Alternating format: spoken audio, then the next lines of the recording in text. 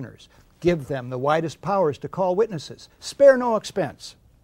Except for the Reichstag fire, that's how it's usually done. 6 days after the sinking of the Titanic, a chairman is appointed to head an investigation. 9 days after Pearl Harbor, the first of 4 investigative commissions is struck. The JFK assassination, the Challenger disaster, 7 days each. How many days after 9/11 is it that President Bush names someone to head an investigation? This commission has been charged with a crucial task. Call it foot dragging. And then, who does Bush appoint? He appoints Henry Kissinger.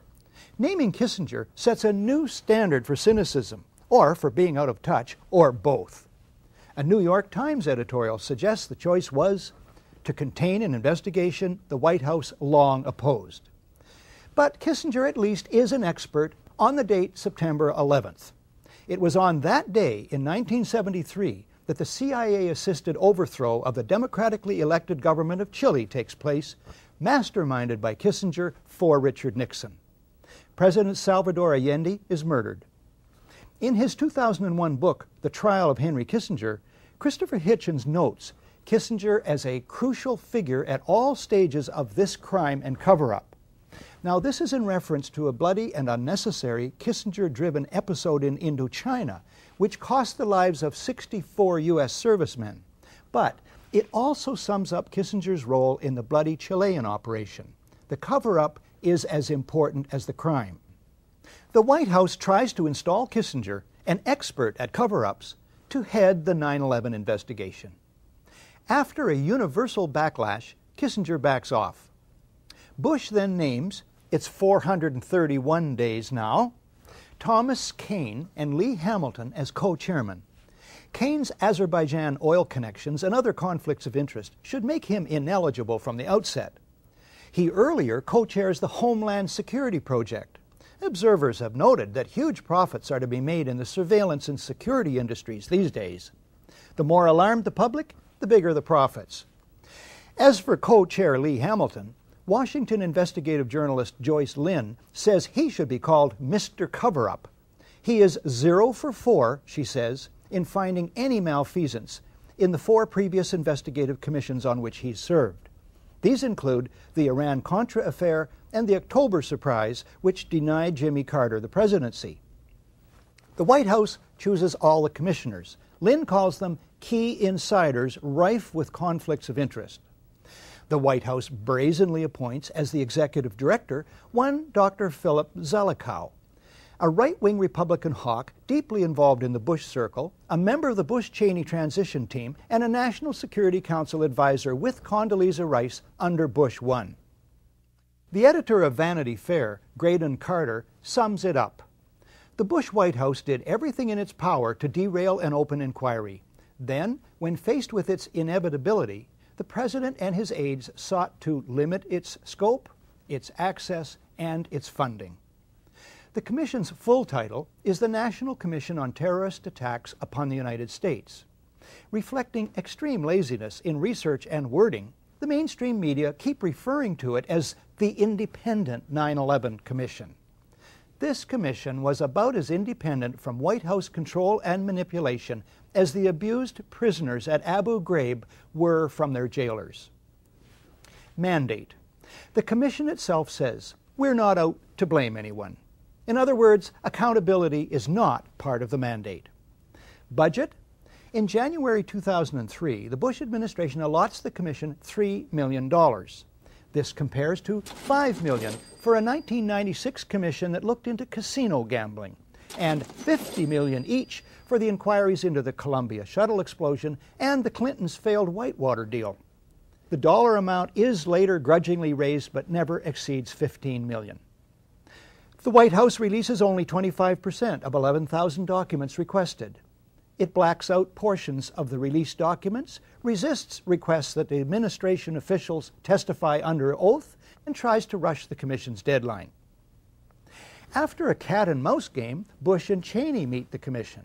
But it is behind closed doors. They refuse to testify under oath. No tape recorders are allowed. No transcript is allowed. Bush makes no opening statement, and those taking notes must submit them to security personnel.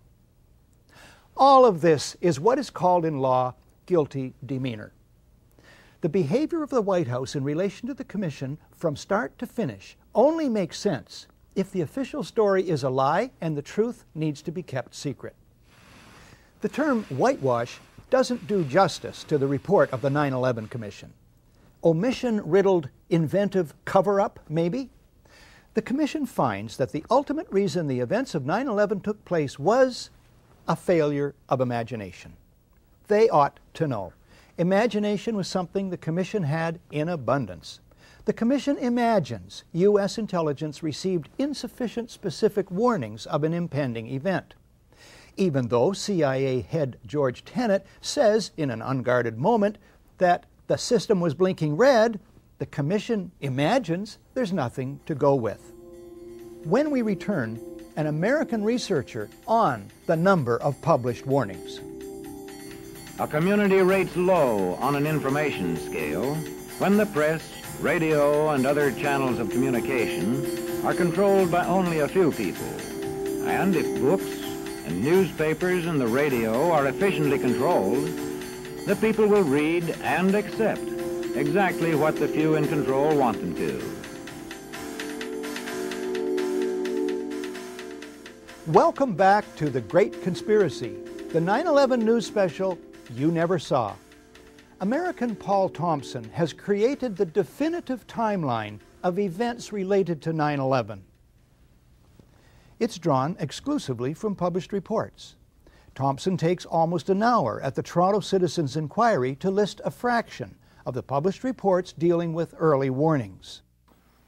Then in late August, so according to some news reports from Der Spiegel and Die Zeit, and it's also reported in the BBC and Haaretz in Israel. This is really interesting. Supposedly, Israel gives the U.S. a list of 19 terrorist names.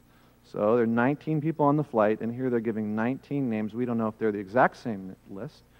But we do know, according to these reports, that 4 of the names are the same, including Nawaf al-Hazmi, Khalid al-Midar, Marwan al-Shihi, and Mohammed Atta. So these are like the big leaders of the 9/11 attack, and here Israel is saying that these people are inside the United States and planning an imminent attack.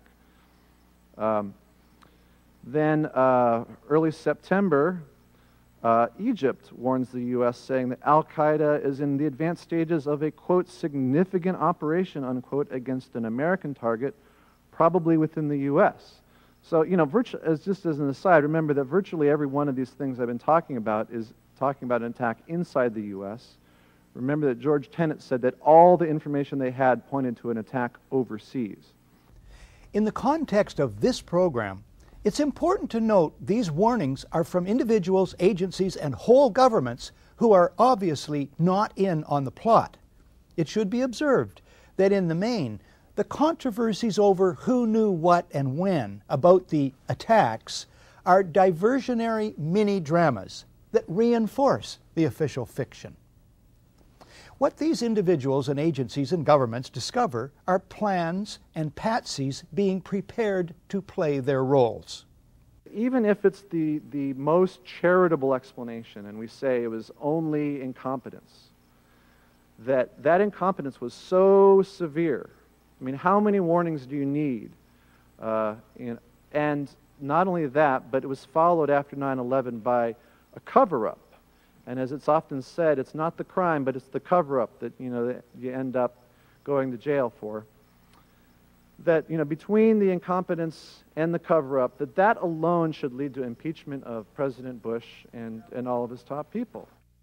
Speaking of Bush and his top people, the Commission imagines, page 35, that at 8:46, when Flight 11 hits the North Tower of the World Trade Center, neither the President or anyone, quote, in the White House or traveling with the President knew that Flight 11 had been hijacked at 8:14 that morning. Wrong. The Commission imagines, page 39, that as late as 9:30, quote, no one in the President's traveling party had any information that other aircraft were hijacked or missing. Wrong. The Commission imagines it can get away with such claims, even though millions of people saw TV news reports